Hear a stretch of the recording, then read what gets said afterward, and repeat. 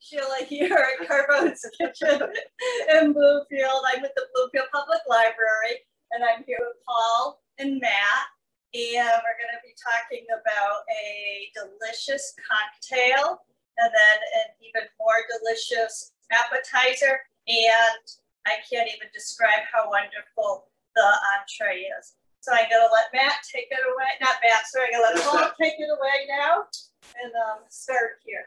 So, Matt, what do we got here in front of us? The two dishes. So we got for an appetizer, it's called a en carosa. It's like a kind of like a grilled cheese. Yeah. But a little more upscale. With a quick tomato pan sauce, pickled ramps. So we're looking at spring vegetables, and our theme is spring flavors. And so we've got the vine ripened tomatoes, which are just coming into season now, and we're getting ramps in, which are very, very short season. Wild ramps and wild leeks. They are harvested and given to people like us, thank God. You know, and so we've made a dish to harness some of those flavors. So we've got, like Matt said, we've got a vine ripened tomato, fresh sauce with a shaved asparagus and carosa. Inside that carosa is a couple of pieces of bread, and you'll see all this later. A couple pieces of bread we've cut very thin with the Oaxaca cheese in the middle, and the Oaxaca cheese is the Mexican version of French mozzarella, and we like that cheese for its flavor and the way it melts. We could substitute fresh mozzarella on that if we wanted to. We could even substitute a different style cheese in general, but the Oaxaca melts, and you can see the way it's melted, the way it runs. So that's why we picked that cheese, and it has a great flavor. We're trying to make the spring flavors of the asparagus and the tomato and the pickled ramps on top pop. So the Oaxaca cheese is a good vehicle to do that. The ramps were pickled in a quick pickling fashion. We boiled fresh ramps, just the stems. We'll show you the actual ramps later. But we cut the leaves off. We cut the bottom part off, and we pickled them very quickly in red wine vinegar, a little bit of water, sugar, salt, and pepper, and just boiled them, cooled them very fast. We shocked them in ice water, and then we cooled the pickling liquid, and we stored them in the cool pickling liquid. It only takes about an hour.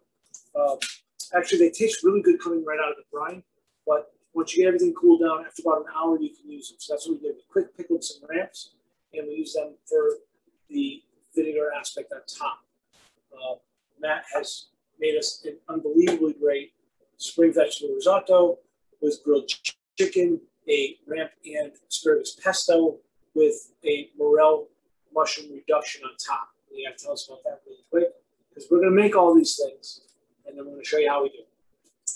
All right, so the spring vegetable risotto is just fresh morels, peas, and asparagus.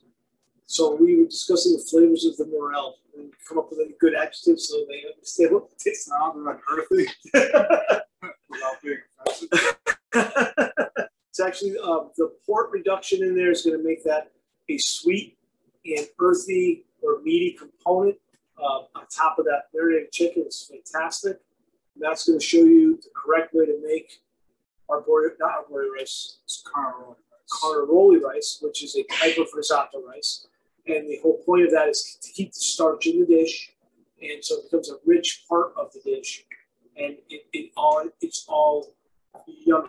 It's like, for lack of a better word, the pesto that we put down on the bottom is a way of using the greens off the top of the ramps, so that you have a double burn, if you will, or a way of using the complete vegetable. So there's nothing to throw out. Matt has made a fresh vegetable stock. He has made a veal stock, which we're going to reduce the morels in with port wine. It's going to be fantastic. All those great flavors coming together in that dish. And then just for fun, we've got a spring cocktail that we're going to do first. Ready? So I'm going to make a cocktail. Okay. So what we're going to do with the cocktail, I'm going to move these out of the way. This cocktail is courtesy of our bar manager in Rocky Hill, Paul Kelly, PK as he's known to his friends and the people that go to his bar. PK has graced us with the spring cocktail. I asked him to give me something springy that I can make because I am not a bartender, as you can tell. And he gave me this. And what this is a blackberry crusher cocktail. So the crusher is, we're going to incorporate fresh fruit. We have beautiful blackberries, spring, perfect spring blackberries. These things are loaded with flavor, sweetness. We've got fresh mint that we're going to incorporate into this drink. We are going to use a bourbon. If you recognize the mint and the bourbon thing, you're right. It's a take on a mint julep, which is a very, very common refresher style drink. So we're taking the mint and the bourbon together with the seasonal fruit, which is the blackberry, which could be substitute. You could do this with strawberries, you could do this with raspberries, you could do this with any fruit that you can muddle. The muddler, you can do so many things with that. So we're going to make this cocktail and harness those flavors of spring, and hopefully you like it. So what we're going to do, we're going to do this because I don't have the recipe in front of me anymore, so I'm doing it by memory. So what we're going to do, we're going to do five blackberries. 1, 2, 3, 4, 5. That one was a little small, so I went to 6. So 6 blackberries. We're going to muddle the blackberries. You know what I'm going to do this week? So that you can see what I'm doing. So I'm saying muddling. This is a muddler. It's also known as a butler. You can get this with most any bar kit. You will get this, you will get this, you will get this, you will get that. And I'll show you how all that works. But so what we're going to do with the muddler is we're just going to take the muddler, we're going to smash the fruit down in the glass. And the idea is we're just trying to get the juices to come out. We're trying to mash it so that we get all those wonderful spring blackberry flavors.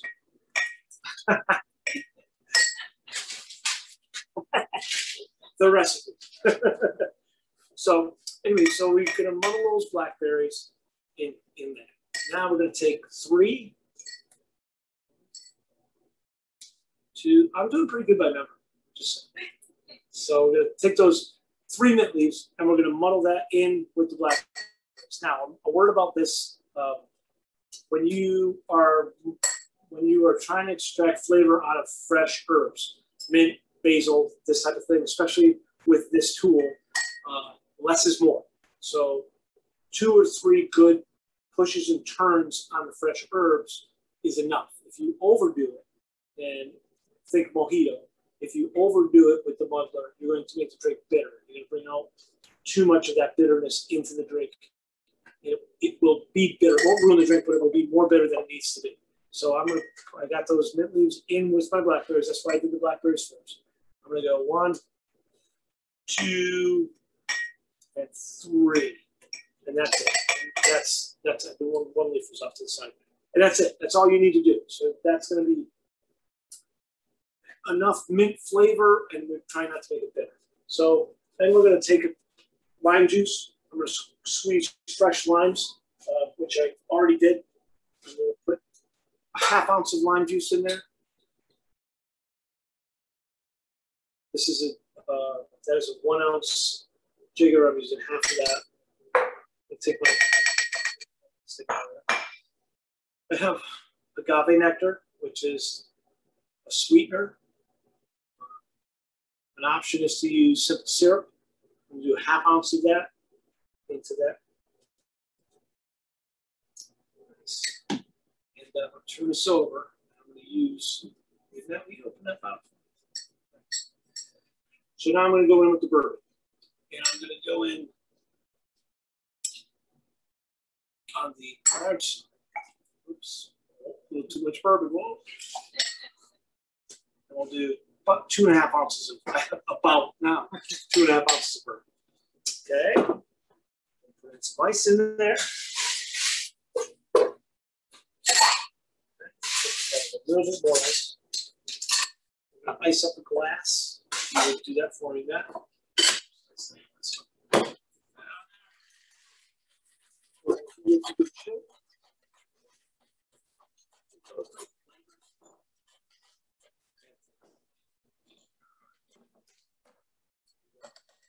Bartender's trick, hit the thing, it comes out. Okay, we're gonna strain it twice. So this is a double strain drink. And the reason why you're doing that is blackberries, strawberries, raspberries have those little seeds in there. You do not want that in your drink. This strainer will not keep those from going in, but this will. So it's a double strain drink. Common thing. This is not a very sexy looking strainer, but you can find the better looking ones, but this one works really good. So that's what we're gonna do. I'm gonna pour this right in the glass.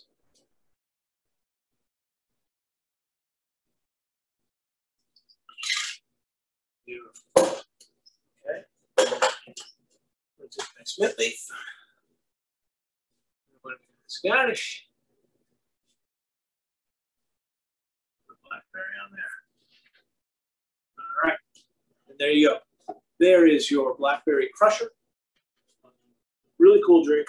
The agave, I was going to say, is substituted with simple syrup if you want. 1 part sugar, 1 part water, reduce till the sugar goes into solution. The agave, and this was Paul Kelly's recommendation. PK is the bartender or the bar manager for Prime. His recommendation is agave because it's depth of flavor. So this is more of a honey flavor than it is a sugar flavor. Adds depth of flavor to the drink. It definitely can taste it in the drink. We've sampled this before in the back. It's definitely a better flavor with the agave, or a more complete flavor. It makes the blackberry flavors or those spring fresh flavors pop. And that's what you're looking for. Try that at home. That's a cool drink for spring. Thank you. Great. Okay, so now we're off to the kitchen to do some cooking. So these are the pickled ramps. These are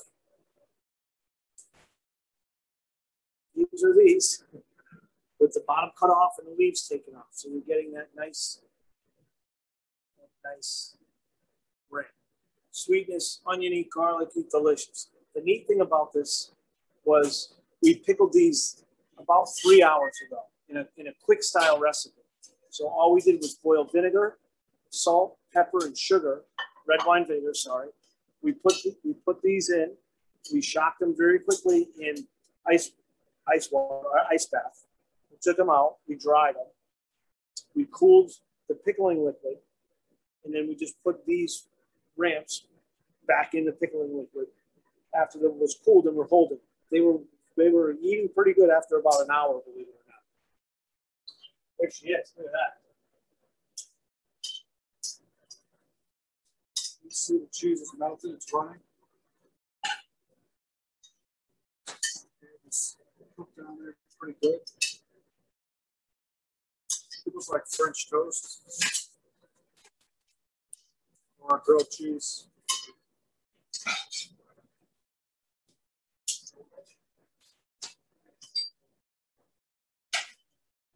All right. So what we're going to do,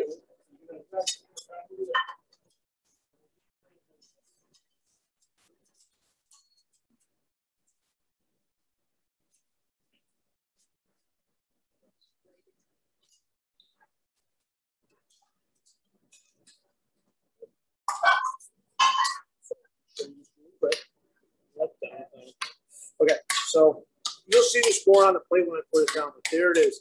A little bit of tomatoes are soft. See that? Yeah, you can see. Yeah, so the tomatoes are soft, but they're not like cooked to mush. So we're calling this a sauce, but basically you're just looking once again to get those tomatoes soft and wilted. They don't have to be cooked through, so you still want to be able to tell it's a tomato.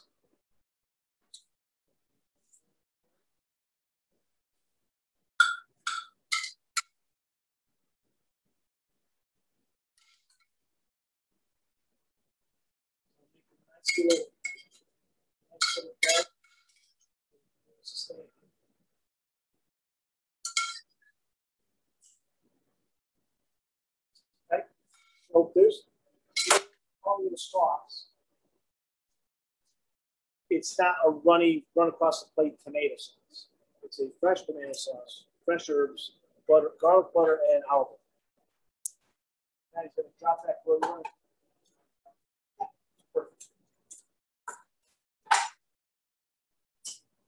So that's the carrots coming in.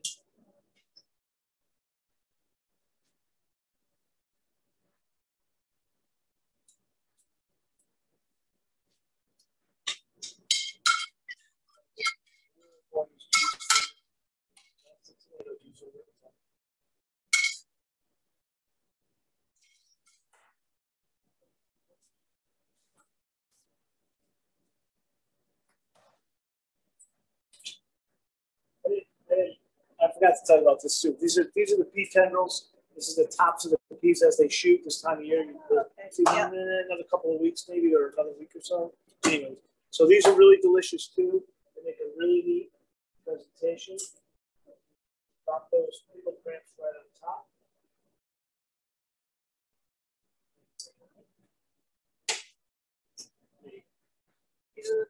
Okay. So there's our asparagus and Oaxaca cheese and carrozza on fresh tomato sauce with pickled ramps.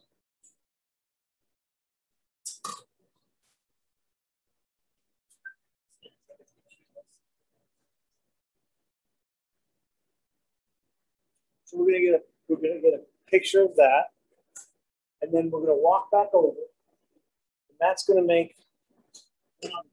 What are we making, Matt? There's spring vegetable risotto and grilled chicken. Spring vegetable pasta. So we needed to do something with the leaves of those rings. So they are delicious on their own. You can cut them into salads. In other words, you can eat the raw leaves. You can use them as a seasoning herb, or you can grind them up. Sorry about my hands. I'm all about my hands. Okay. So you can grind them up and then you can make pesto. So that's what we did.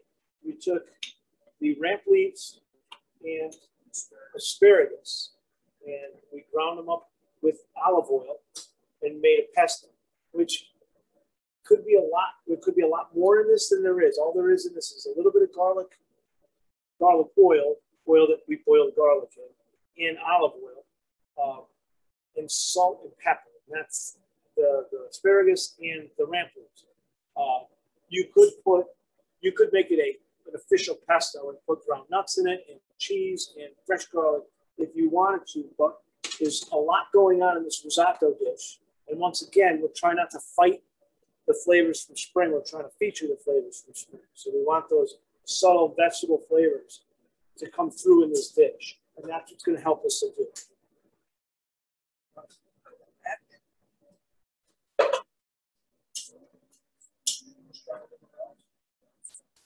So we were able to get our hands on some springy fresh morels. These are mushrooms, locally sourced if you can find them. They're not common in grocery stores. It's more of, or maybe Whole Foods you would see them. It's more of finding a farm or a local forager. Usually if you look at local farms, they either know where to get them, they have someone that forages for them and you can get them there, or they know someone in the area. If you do search for Connecticut foraged mushrooms, you'll come up with some really good sources to find wild source mushrooms. Morels are special. They're very, I don't want to say, I said earthy once, I'm trying not to use that word, but they have that special, not so much the licoricey flavor of some mushrooms, but it's just dirt. Dirt. They do not taste like dirt, but they have that earthy quality where it's a pleasurable flavor and it's complex. It's not tasteless. A lot of people think mushrooms take on the flavor of whatever you're cooking, and that's true of some mushrooms, but these mushrooms actually impart some flavor, and it's one of those flavors that you really can't get from anything but a morel, not unlike a truffle or something like that. So not similar in flavor to a truffle, but similar into the fact that this flavor is a morel and nothing else tastes like a morel.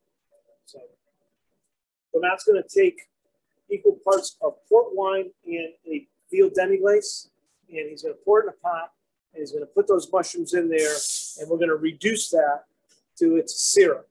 Now, you're probably saying, Paul, I can't do that at home. But you can. So that stock that he's using, see that? Yeah, that's great. It's okay. So that stock that he's using is, you know, Carbone's in general, Carbone's Kitchen, we make our own stocks. We do everything here is made fresh and on the premises. That's how we cook. If you're doing that stuff at home, that's fantastic. If you're not, there's substitutions available. I recommend that you come to the restaurant and eat our food because we do. It's a lot less work for you. But stock making and things like that is what we do. Those are the things that we labor over to once again build flavors and dishes like that. Everything that looks simple on this menu usually isn't, except trying to harness specific types of flavors like we're doing today with these asparagus. So Matt's got more morels we're going to put in his risotto. He's got fresh peas or English peas. We have very thin pencil asparagus for the vegetables. He's going to have some onion in there. He's going to put some Romano cheese in there, some fresh herbs chopped up. What were the herbs? Thyme and parsley. Once again, fresh. And then he's going to go over the technique of cooking risotto with you. Now, the risotto part, you can do at home. And I want Matt to explain the process of how he's doing it. You have to get closer. And talk loudly, although we have. Speak up. Yeah. All right, so you want to start on low heat because you want anything to color. You want to put a good amount of olive oil in there to coat everything.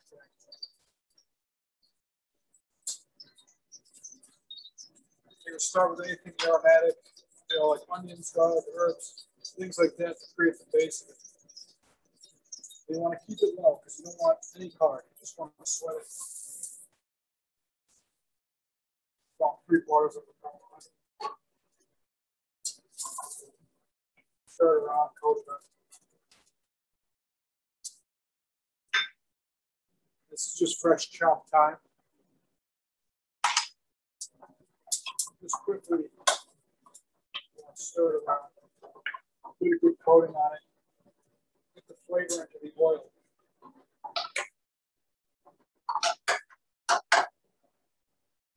A little salt just to bring the flavors on a little more.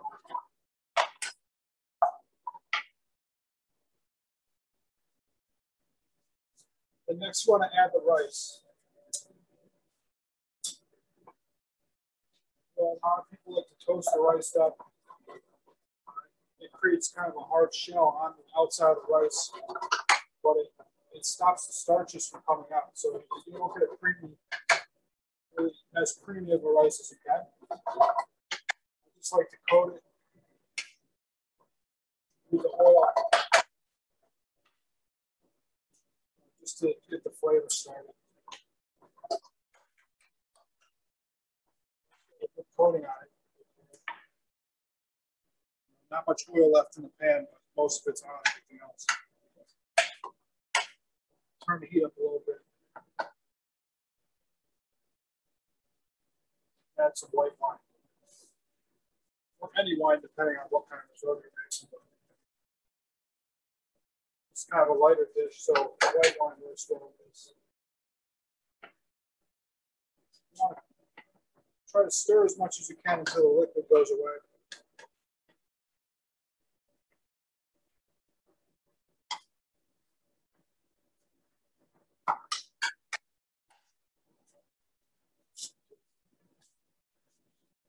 How we doing? Did you talk about the vegetable stock? Right on time. So back here I have some vegetable stock. It's hot to help it get absorbed a little quicker in the rice. You know, it doesn't need to be hot, but it's a lot quicker, a lot easier if it's hot. We make this in house, like Paul said. You could do it at home, just any scraps, any onion peels, carrot peels, anything. You can save them, put them in the freezer. You know, keep them for when you want to do it. It only takes like an hour or two. Just foil on it. Let's see, most of the liquid is gone. I had a ladle, I had about a cup at a time. Stir it in.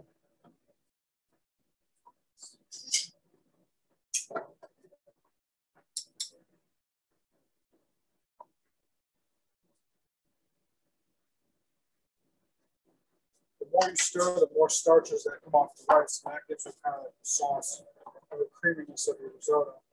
It also helps cook the rice more evenly, because if you let it sit, some grains will be hard, some grains will be soft. It won't really, be as cohesive as it can be. As you see, it's starting to get a little creamy, starting to thicken up a little bit. Just keep going.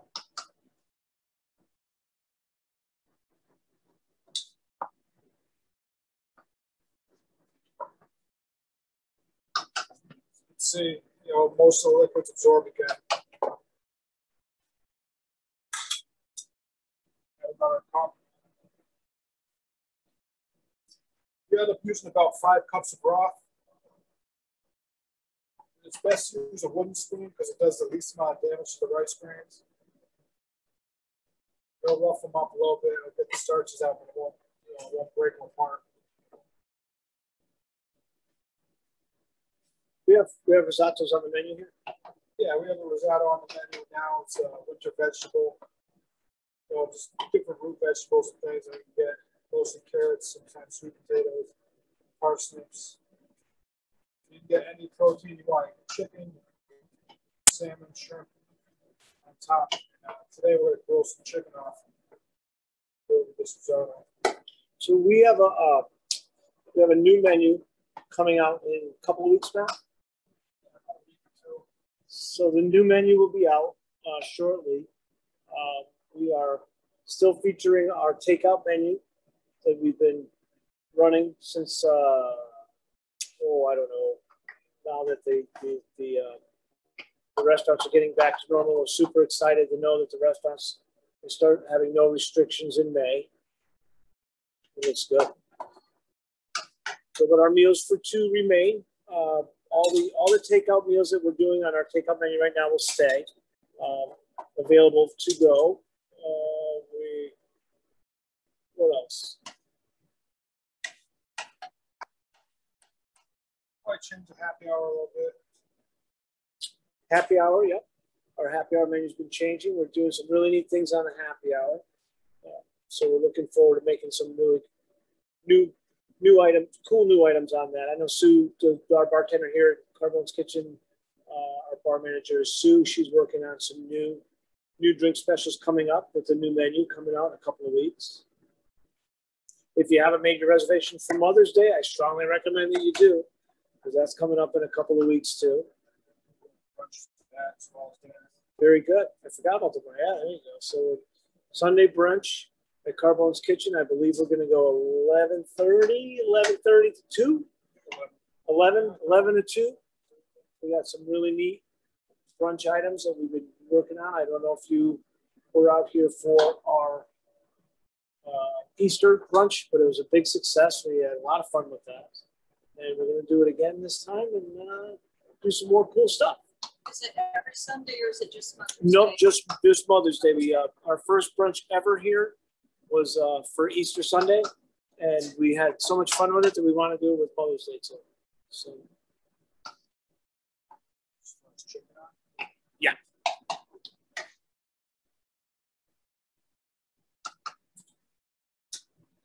So we're going to do grilled chicken.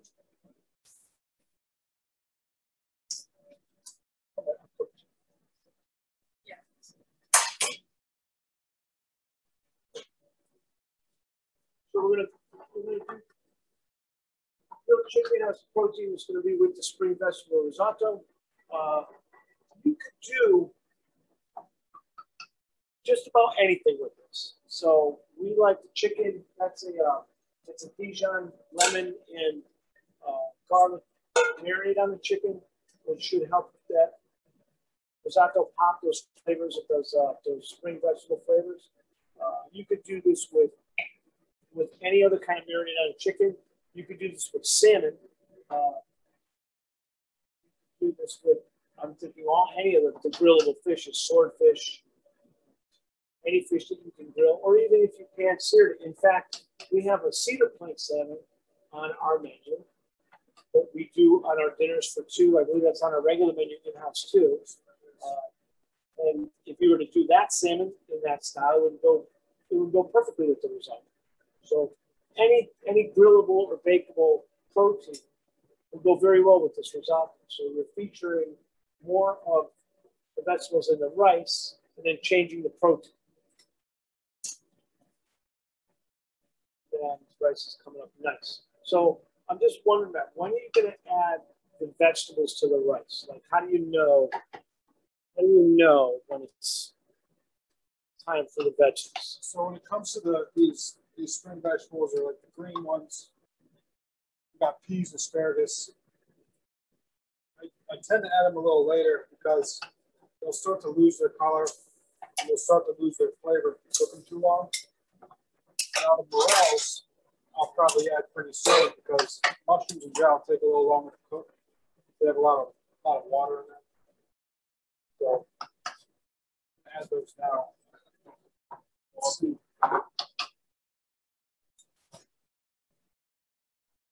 Jump in here for a second. So this is the morel reduction that we were working on before. I just want to show you. I don't know if you saw it. So it's starting to get thick, not tremendously thick, but it will be there. The mushrooms, and this is why we love morel so much, the mushrooms stay in the same shape. So they can handle this reduction. So we're extracting the flavor out of the mushrooms into the broth, and then we're going to use the mushrooms as well. I'm going to put this back on the fire. It probably has to go for another, I don't know, about 5, 6 more minutes. So add the morels, and like you said, they can handle some cooking. So I'm going to stand here for a little while, add some flavor.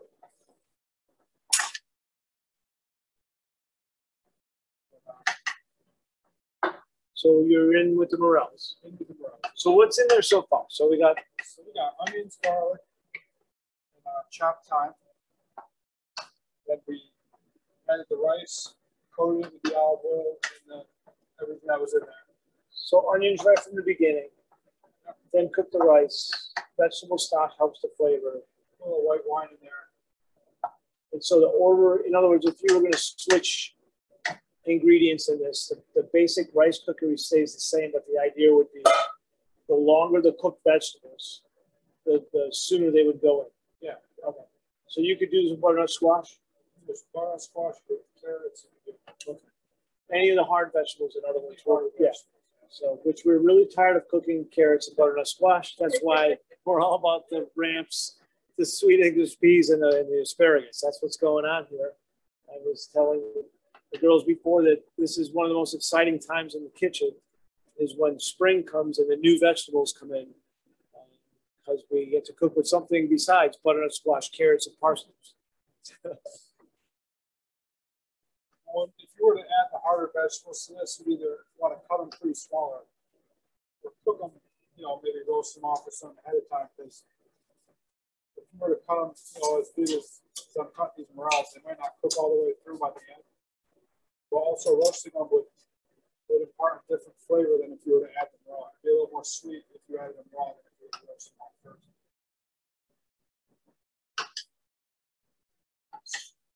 So that was, and here's another question I have for you. At the beginning, we weren't sure about how much. So how much rice was that? That was a cup and a half of rice. So cup and a half of rice. That is I'm going to say that's a 14-inch saute pan, halfway full. You could get 2 extremely large portions out of that, or probably 3 to 4 smaller portions. So when we go to plate this up, I'm going to say that's, well, at our Carbone's Kitchen portions, that would be probably 3. You think? Yeah, about 3. And we were cooking 8-ounce chicken breasts with this. So I mean, it's a pretty substantial dish. You have 8 ounces of protein, 6 to 8 ounces of protein. probably a good cup and a half of cooked rice with all those vegetables in it. That's a substantial meal. What was the chicken in that bowl?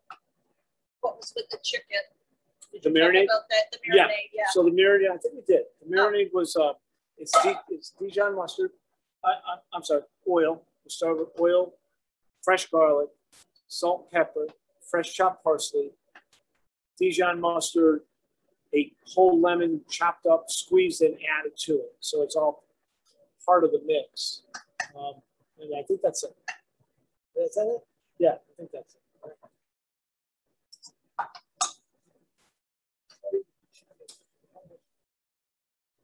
There's a few different types of rice you could use to do risotto. You use carnaroli rice, which is considered probably the best rice for risotto you can use. The most common is arborio rice. It tends to cook a little more, and its structure doesn't really hold as well, but it gets it much more creamier risotto.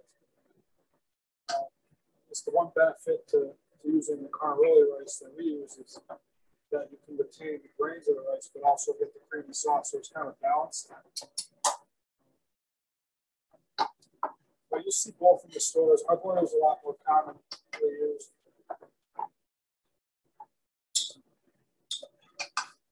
So you see, we're almost done. Yeah, this is see the rice is getting pretty cooked. The sauce is developed pretty well here, and it's still runny. So you want to take it down a little bit, but not all the way, because we're going to add cream and butter, and you kind of want that to emulsify and like blend in with the sauce and kind of make really like this sort of sauce. I'm going to add the green vegetables now. So about done, almost done. We'll add the peas. These are fresh English peas, shucked. They come in the shell, and you just split them open and take them out. You can use frozen peas if you want, but those are usually kind of already blanched, so you can add them in at the end. A little later in this, like when you add the cheese and the butter, they'll just heat through and they'll be good. These need to cook a little bit.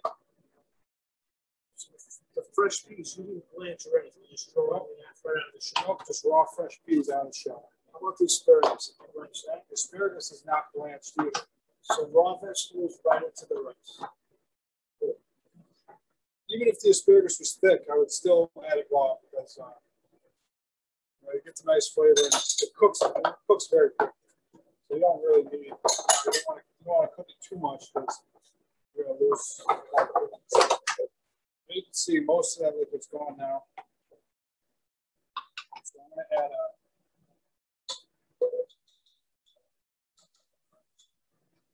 a cup and a half of Romano cheese, a stick of butter. There's quite a bit of butter, but we'll see why. Now, if I can't eat cheese, I'm okay not putting it in. Yeah, you can do it without cheese. You can do it without butter. So the starch of the rice is really the what's holding everything together and making it creamy. Yeah. So the butter and the cheese are just for flavor. I would stop it a little sooner if you're not going to add any of that, so you can keep more of the sauce. That's really good. See, the morels gave it that dark color. So at this stage, you kind of want to get the last of the starch out of the rice. Stir it in pretty good. See how creamy it's getting. I've beaten up the grains a little bit here.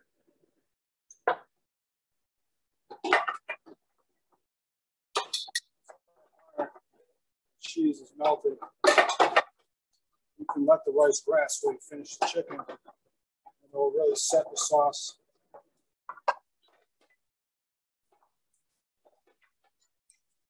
Just at the end here, I'm going to add some parsley. A little bit of lemon zest just to balance it out, because this is pretty rich. The parsley and the lemon kind of freshen it up a little bit.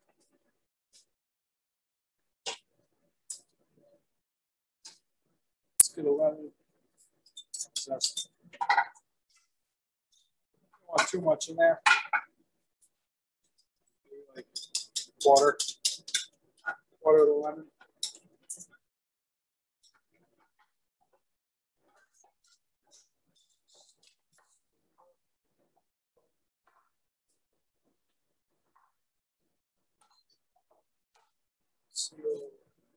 Fantastic. Just want to let it rest while we finish this chicken off. Chicken grilled up beautiful.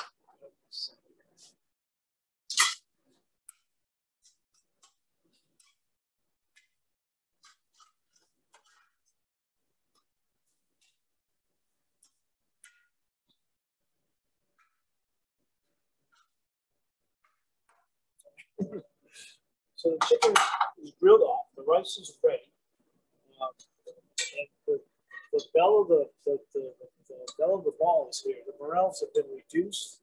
I don't know if you can see that syrup in there, but that's going to be really, really special on that chicken. Really special. So, and really, time. That only took time. So we had morel mushrooms, we had port wine, and some. We did a roasted veal stock, but you could use a beef broth from the store even if you wanted to. And we just slowly reduced that. And I don't know if you could see where you couldn't, but while Matt was making the risotto, I was behind him lowering that fire on that reduction. And as the amount of liquid reduces, you have to be very careful at the end if you don't over reduce it and dry the pan of it. So it's time and watching it. Not really hard to do, but we were wishing you would come down and eat this with us because it's going to be well worth it when we get to the flavor. So let's go plate up. We have a spring vegetable risotto with English peas, morels, and asparagus. It will be with a ramp and asparagus pasta, marinated grilled chicken breasts with a morel mushroom reduction. That sounds good. Sounds delicious. You might see this weekend on a special list. It looks delicious right. too. Okay. Where are you plating? Follow you around. Chicken there. Yes.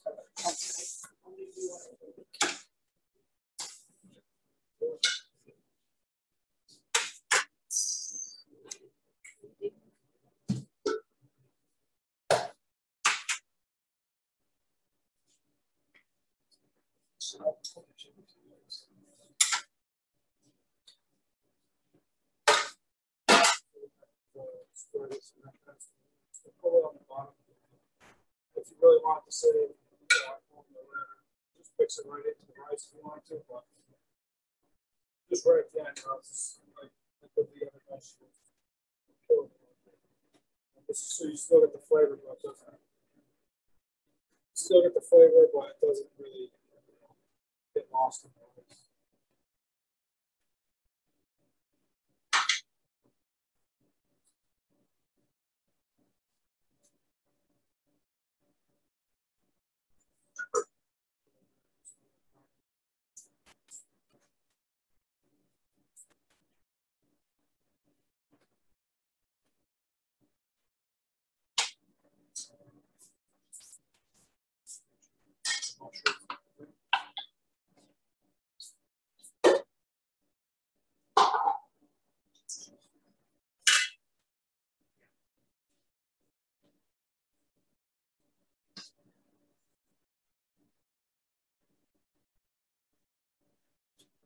Chicken here, slice down.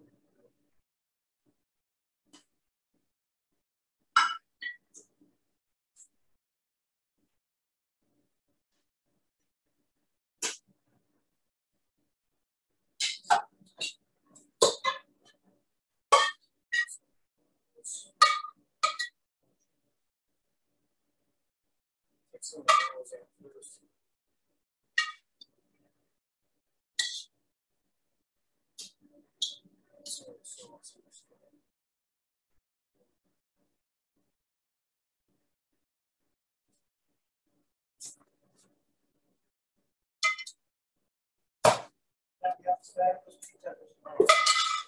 You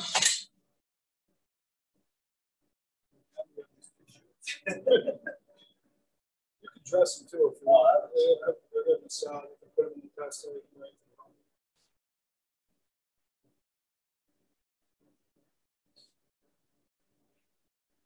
It's good. Wow. Looks great. Wow. Nice work.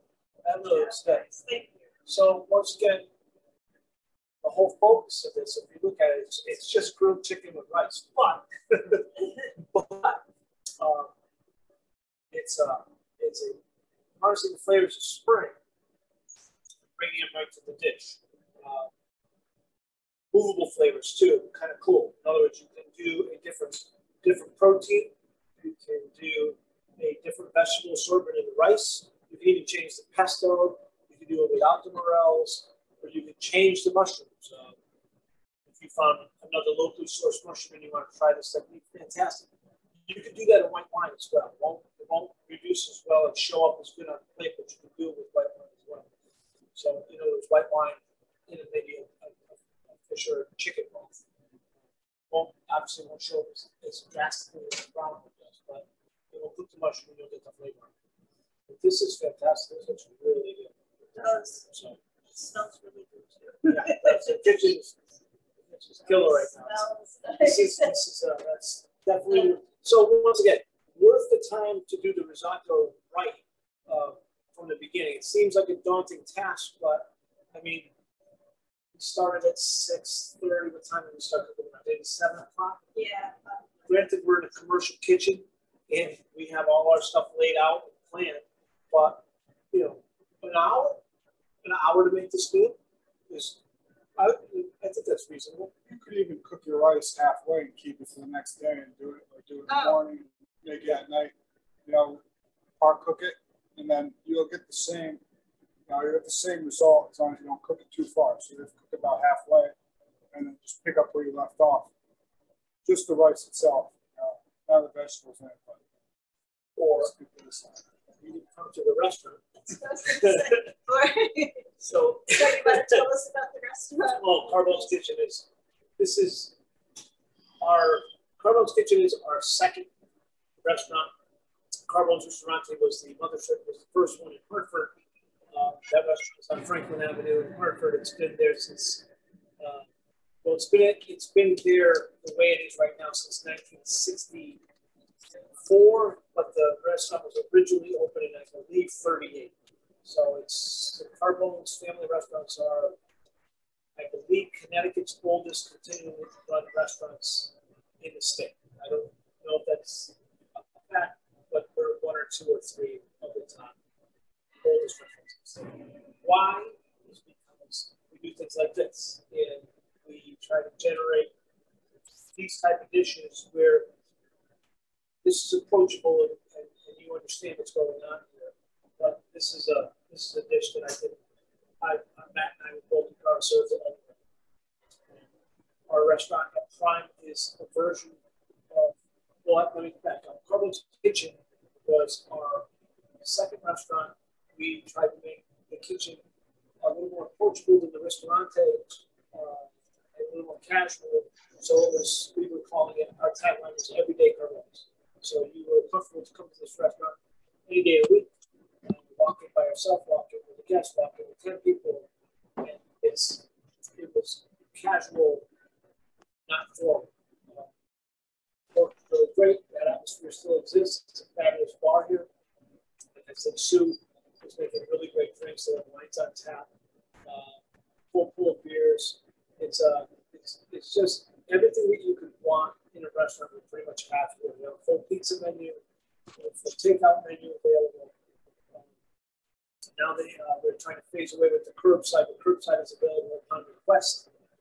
Trying to encourage you all to be comfortable and come back in the restaurant. I feel that we do our best work inside the building. Our brand of hospitality is an all-encompassing thing where we have talented chefs like Matt back here making meals like this. We also have an extremely talented front of the house crew, management team that want to bring this dish to your plate, make sure that everything goes really well for you. If you've never been to Carbone's or you've heard of Carbone's, you know that our service and our food are that is our brand. It's both. It's not just one or the other. We're known for the hospitality and fantastic food. Prepared for you by guys like Matt. You can't see him, but standing right there. I swear. So then the third restaurant, give them a quick plug because we did pull that trick out of there. Carbone's Prime opened up, I think they're in their 4th year, going on 5. That was a version of between Carbone's Ristorante and Carbone's Kitchen. We tried for a more of an Italian steakhouse or more of a New York feel in that restaurant. I think we've achieved that. Same thing at a fabulous bar. All of the guys do a fantastic job at that bar. They're extremely busy. Even now, it's, I recommend reservations. Any day past Thursday, if you want to go there. We do take reservations here in Bloomfield. We're a little bigger here.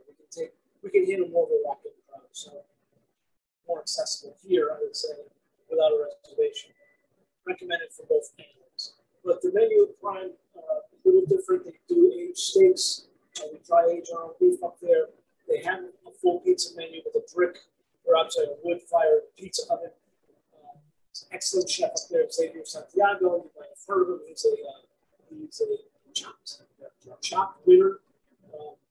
A very talented chef. He's just putting out a brand new menu. It just came out this week. Carbone's Kitchen menu will be out. The new menu will be out, I think, in a week. Before Mother's Day, then? Yeah. Okay, so before Mother's Day, we have a new menu as well here, reflective of this seasonal changes that we're experiencing again. And then we change it again, usually backside of the middle of the summer, to take advantage of some of the late end produce and things that are changing throughout the season as it warms up and the local produce starts kicking in. We can start buying as much locally sourced stuff as we can get. Obviously, winter's a little bit more difficult, but these are all pretty much locally sourced items. There's a farm, there's creative living for living. They harvest our tendrils for us and all our microgreens and things like that. And then locally sourced produce is just a matter of your neck of the woods. There's a lot of farmers markets out there. There's a lot of great farms doing a lot of great things. I suggest you get on Instagram or Facebook, or you can just do a Google search and look for Connecticut sourced produce, Connecticut sourced proteins. A lot of farms doing great things, raising their own livestock. So there's a lot of good stuff going on in the state right now. The restaurants are important, so we're trying to incorporate as much as we can here and up at Prime as well. So I'm super excited to be still here in Bloomfield. Restrictions, the indoor dining restrictions will be removed by it's May 19th. Distancing goes away. Everything goes away except the masks, which is fine if you're comfortable with your mask, or actually have to wear your mask. But the distance between tables and the curfews and the limits and all that are gone. So our restaurants are now fully open to capacity. We're leaving our plexiglass up. I think it's fine. If you prefer seating like that, we'll have available. That's fantastic. We still have our UV cleansing system installed, and that's going to continue to run forever. We have that here, and we have that at Prime as well in Rocky Hill, where our air is continuing to circulate through a UV cleansing system in the ductwork, which to the stats removes 99% of bacteria in there. So we installed that about 4 months ago, I think, at least 4 or 5 months ago. So that maintains that still there. So we're looking for you all to come back in here comfortable and relax and enjoy our brand of hospitality again. But like I said, the takeout is still available. And lastly, I will tell you that our ghost kitchen concept that you may or may not have heard of is the new game in town. I've seen as you drive past the restaurant in Bloomfield, the big giant sign that says Paul and Vinny's on our truck in the back. Paul and Vinny's was a concept we developed about 3 months ago. We rolled it out as a ghost kitchen. It was a test market. It is a subs and grinders and sandwiches salads and a full pizza menu. The concept was developed by our group, myself and Vinny Carbone, and the idea was these are the kind of items or the kind of sandwiches that we make for ourselves when we're eating. So after you are all fed and the dishes are washed and the floors are mopped and we actually eat, this is the kind of food that we would eat. So grinders, subs, pizzas, very cool menu, very cool things. Online presence only. So you have to look up paulandvinnies.com to see the menu. You can order online, have it delivered, or now there's pickup available at the back of the restaurant, where it says back of the house. Oh, okay. So that's what that was. We were looking for the Ghost Kitchen concept so that no one knew it was us, but word is kind of out that it is us, and we're really happy with the results we're having. And this menu is killer. That menu is going to be updated very soon too. But a lot of good feedback. We're rolling out our second food truck in another couple of weeks. We have one out there right now. We just finished a month-long stay at Newport Brewing in West Hartford. We're there Thursday through Sunday. Actually, I'm there for one more week if you want to come out and check that out. That's the Paul and Vinny's truck. Doing some of those Paul and Vinny menu items, not the full menu, but a good selection of those items if you want to swing in and try them.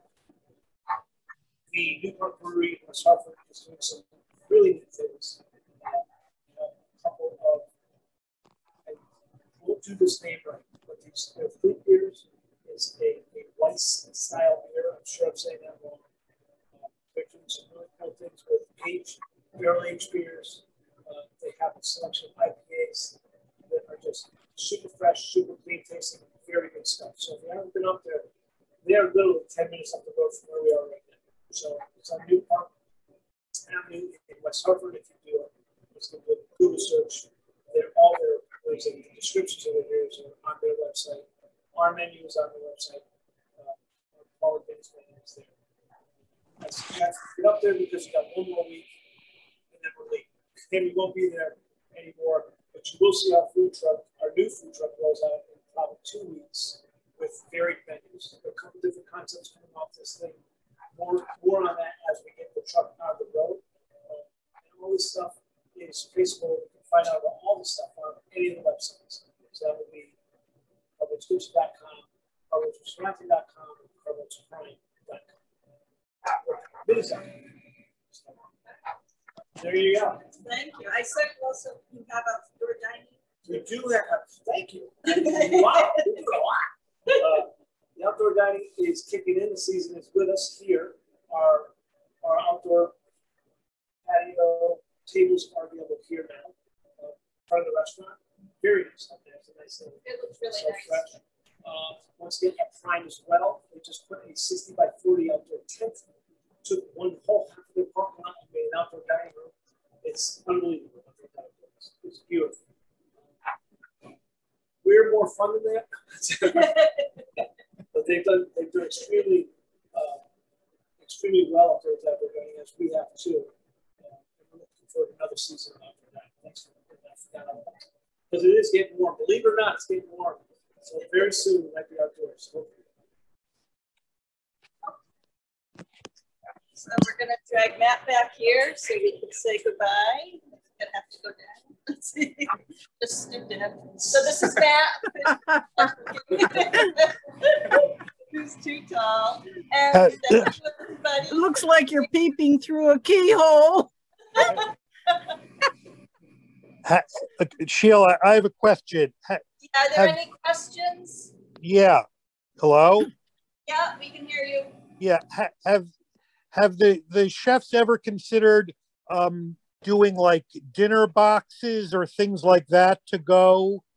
I've noticed that some restaurants, during the pandemic did that, and I'm wondering if that's something that like may have some popularity, post pandemic, because I know a lot of people order food on, online now. Like, and if that was something that was be considered. So we actually have it's called a marketplace menu, and there's like meals for 4, meals for 6, pastas, chicken parms, chicken piccata, chicken marsala, pretty much anything you think of. Quarts of sauce come with spaghetti, things like that.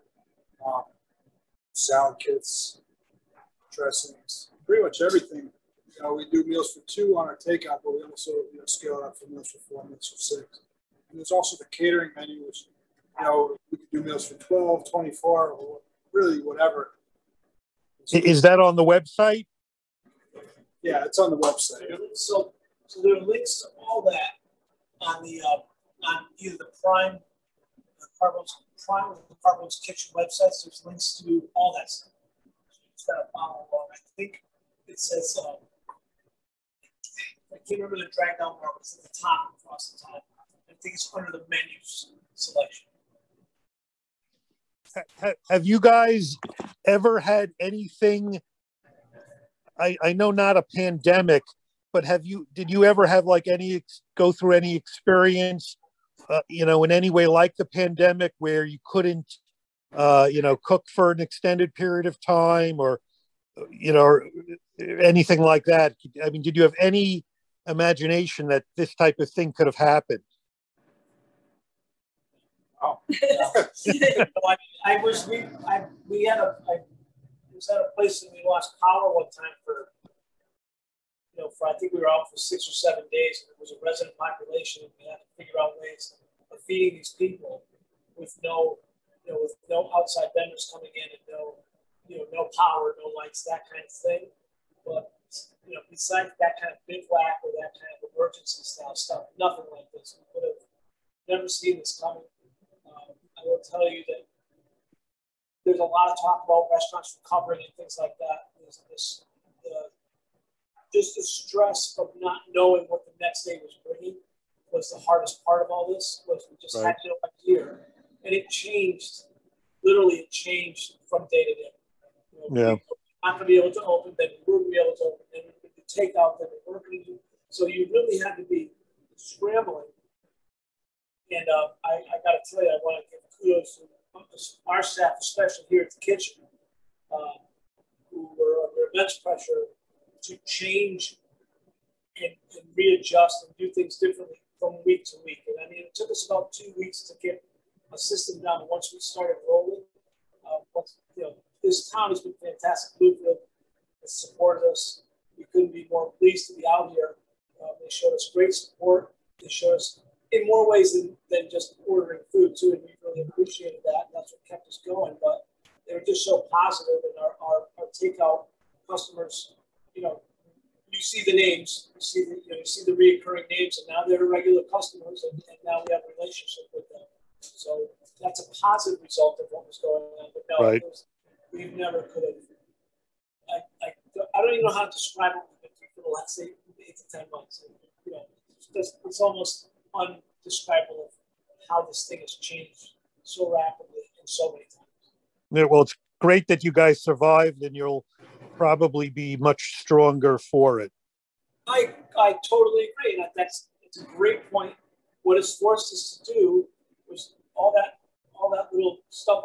10 minutes worth of this is what we're doing lately is what we're doing because now we're reinventing what we do. We're not just a single or restaurant group with a couple of restaurants. We are reaching as far and taking on as many new challenges as we can because we need to do that. This whole situation has pushed us into that role, and it's actually been, it's been a real eye opener for us as far as changing the way we do business. So, and still maintain all the things that we've done in the past. So it's been an unbelievable business opportunity for all of us. So yeah, there's some very positive things that have and will come out of this whole thing.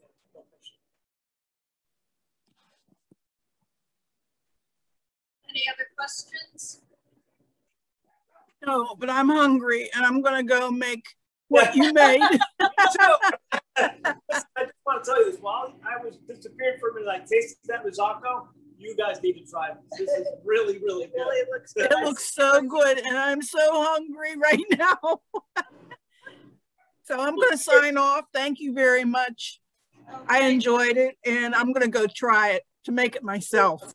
quick thank you from Matt and myself, for everybody for tuning in. It's been an absolute pleasure. We've been looking forward to this all week. I hope you guys try that cocktail. It's really good because we're going to go do that right now. Thanks again. Have a good evening. Thank you. Bye-bye. Bye-bye. Thank you.